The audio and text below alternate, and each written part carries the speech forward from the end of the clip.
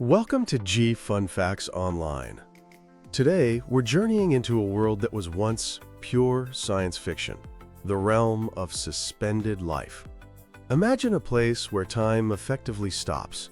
In the super cold stillness of a liquid nitrogen tank, at -196 degrees Celsius, the potential for human life waits, paused. This is the world of cryopreservation, a technology that has completely uncoupled human conception from the regular flow of time. It's allowed for incredible stories, like the recent birth of a healthy baby from an embryo that was frozen for 3 decades. But how is this possible? How can a delicate, microscopic embryo survive being frozen solid and remain viable for years or even decades? This isn't just about making things cold. It's a profound biological odyssey. Today, we'll decode the science of how we freeze life, the long-term effects, and the very definition of viability itself. Let's dive in. The core challenge of freezing any living cell, from a simple plant seed to a complex human embryo, is one simple but destructive force: ice. When water freezes, it forms sharp, crystalline structures. Inside a cell, these ice crystals act like millions of tiny daggers, piercing membranes, shredding organelles, and causing irreversible damage. To successfully preserve an embryo, you have to conquer the ice. The history of embryo cryopreservation is really a tale of 2 different strategies for doing just that. The original method, first used for a successful human birth in 1984, is called slow programmable freezing. As the name suggests, it involves cooling embryos at a controlled, slow rate, about 1 degree Celsius per minute. The key here is dehydration. As ice begins to form in the fluid outside the embryo cells, the concentration of salts and other solutes in the remaining liquid goes up. This creates a powerful osmotic gradient, pulling water out of the cells. The goal is to get as much water out as possible before the inside of the cell can freeze, minimizing the risk of those lethal internal ice crystals. Once the embryo is dehydrated and cooled to a temperature around -70 degrees Celsius, it's then plunged into liquid nitrogen for long-term storage. But slow freezing is a delicate balancing act. Cool it too slowly, and the cells are exposed to those highly concentrated, toxic salt solutions for too long, causing chemical damage. Cool it too quickly, and you don't give the water enough time to escape, leading to ice formation anyway. This method was foundational, but its success rates were inconsistent, with survival rates often hovering between 73 and 83%. Then, in the 1980s, a revolutionary technique came along that is now the gold standard in modern embryology: vitrification. The word literally means to turn into glass. Instead of trying to manage ice formation, vitrification avoids it entirely. It achieves this with 2 key changes: a much higher concentration of protective chemicals and an ultra-rapid cooling rate. An embryo is plunged directly into liquid nitrogen, cooling at a mind-boggling rate of up to 23,000 degrees Celsius per minute. This flash freezing process doesn't give water molecules time to arrange themselves into a crystal lattice. Instead, the water within and around the embryo transforms into a glass-like, non-crystalline solid. It becomes amorphous, like a solid block of syrup rather than a jagged ice cube. This has been a game changer. With the vitrification, embryo survival rates now consistently exceed 95%, leading to better pregnancy outcomes and making cryopreservation a far more reliable tool. To really understand why vitrification works so well, we need to look closer at the cellular battlefield. The journey to -196 degrees Celsius is incredibly perilous. Beyond the primary threat of ice crystals, there's osmotic stress.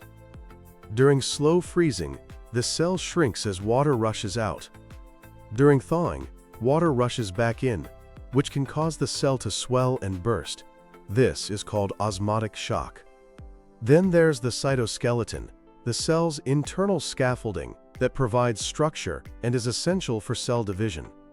The extreme cold can cause this framework to collapse, halting the embryo's development.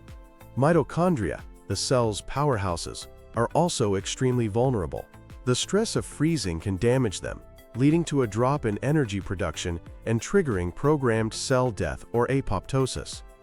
Finally, while less common with vitrification, the process can cause DNA fragmentation or, more subtly, alter the epigenome. The epigenome is a set of chemical markers on our DNA that control which genes are turned on or off. Early embryonic development is a period of intense epigenetic reprogramming, making the embryo particularly sensitive to the chemical and temperature shocks of cryopreservation. Given all these dangers, how does any embryo survive? The answer lies in a group of chemical saviors called cryoprotective agents, or CPAs. These substances are a cellular antifreeze. They come in two main types. First, there are permeating CPAs, like dimethyl sulfoxide or ethylene glycol. These are small molecules that can pass through the cell membrane. They work by getting inside the cell and replacing water molecules, which lowers the freezing point of the cell's interior and physically disrupts the formation of ice crystals. Second, there are non-permeating CPAs, like sucrose. These are larger molecules that stay outside the cell. They help by drawing water out of the cell before the flash freeze, and they also stabilize the cell membrane externally. Vitrification solutions are powerful cocktails of both types of CPAs. They're essential for survival, but they are also toxic at high concentrations, so embryologists must perform a carefully timed procedure to expose the embryo to these agents for just long enough to get the protection without the toxicity. This brings us to a huge question. Once an embryo is successfully vitrified and stored, is there an expiration date? For decades, people have wondered if viability declines over time. But all the evidence we have, including some truly remarkable recent events, suggests that when stored properly in liquid nitrogen, the passage of time has almost no impact. The theory behind this is based in physics. At -196 Celsius, all metabolic and biological processes are arrested. There is no decay, no aging. The only potential source of damage over very long periods is background ionizing radiation from the environment. But scientists estimate it would take thousands of years for this radiation to accumulate to a level that could cause lethal injury to an embryo. And this theory is being proven by real-world data. In July 2022, a healthy baby boy was born from an embryo that had been cryopreserved for 30 years. It was created and frozen in 1992, shattering the previous record of 27 years.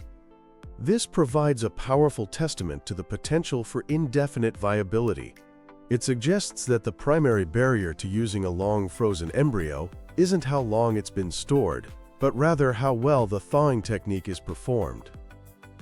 The ultimate measure of success, of course, is the health of the children born from this technology. And after decades of follow-up studies, the data is overwhelmingly reassuring. There is no significant increase in birth defects or developmental abnormalities in children born from cryopreserved embryos compared to those from fresh embryo transfers. One of the most consistent findings, however, is a difference in birth weight. Numerous studies have shown that babies born from frozen embryo transfers tend to have a higher average birth weight. They are more likely to be classified as large for gestational age.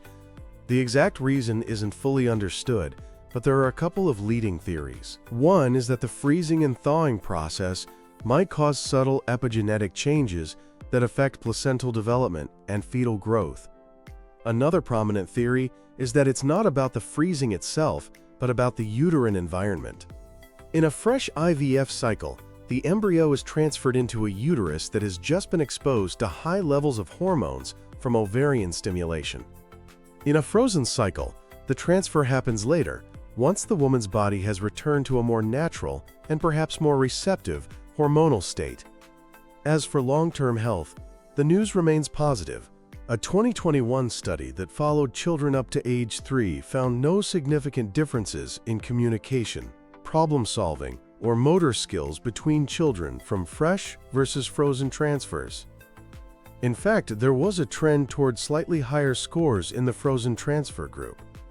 Another long-term study looking at adolescents and young adults conceived via IVF found no differences in their physical health, mental health, or cognitive abilities compared to their naturally conceived peers. The future of this technology is focused on making an already great process even better. While vitrification is highly successful, it's still a very technical, manual procedure that requires immense skill and focus. The future lies in automation. Several companies have developed robotic systems that use microfluidics to move embryos through the different cryoprotectant solutions, with a level of precision and standardization that's difficult for a human to achieve every single time. These automated systems promise to increase reproducibility, improve lab efficiency, and enhance safety by keeping the embryos in a closed, sterile environment. The incredible success of vitrification has also given rise to a clinical strategy known as freeze-all. In this approach, all viable embryos created in an IVF cycle are frozen. The transfer is then done in a subsequent separate cycle. This allows the woman's body to recover from the hormonal stimulation of the IVF process, creating a more natural environment for the embryo. It also virtually eliminates the risk of ovarian hyperstimulation syndrome, a serious complication of IVF, and it provides the necessary time for pre-implantation genetic testing if a couple chooses to do so. Of course, the power to pause human life at its earliest stage raises profound ethical and legal questions that we, as a society, are still grappling with. At the very heart of the debate is the moral status of the embryo itself. Is a cryopreserved embryo a person with full rights, a potential person deserving of special respect, or a collection of cells that should be treated as the property of the parents? There is no societal consensus. This fundamental disagreement influences every other ethical question. For example, what should be done with the estimated 1 million or more embryos currently in frozen storage in the United States alone, embryos that remain after their genetic parents have completed their families? Couples face a difficult decision with several options. Keep storing them, donate them to another couple, donate them for scientific research, or thaw and discard them. Each option carries a heavy emotional and ethical weight. The legal landscape is just as complicated and varies wildly from place to place. Courts have had to rule in disputes between divorcing couples over who gets control of their frozen embryos. What happens when a couple abandons their embryos, stops paying storage fees, and can no longer be contacted? And what about inheritance rights for a child born from an embryo frozen long after the death of their genetic parent? As technology continues to push the boundaries, the need for a clear and consistent legal and ethical framework becomes more urgent. In conclusion, cryopreservation is more than just a lab technique. It's a technology that has fundamentally reshaped the possibilities of building a family. By arresting biological time, it offers hope in the face of infertility and gives people greater control over their reproductive futures than ever before. The scientific journey from the fragile successes of slow freezing to the robust reliability of vitrification is a stunning triumph. The birth of healthy children from embryos held in cryostasis for 30 years provides the ultimate proof that in the silent, frigid world of liquid nitrogen, biological potential can truly endure. But this incredible power brings with it profound responsibilities. As science continues to refine the biology of life on hold, we must all engage in a thoughtful, compassionate dialogue about the moral and legal status of the potential that lies frozen, just waiting for its chance to unfold. Thanks for listening to Fun Facts Online.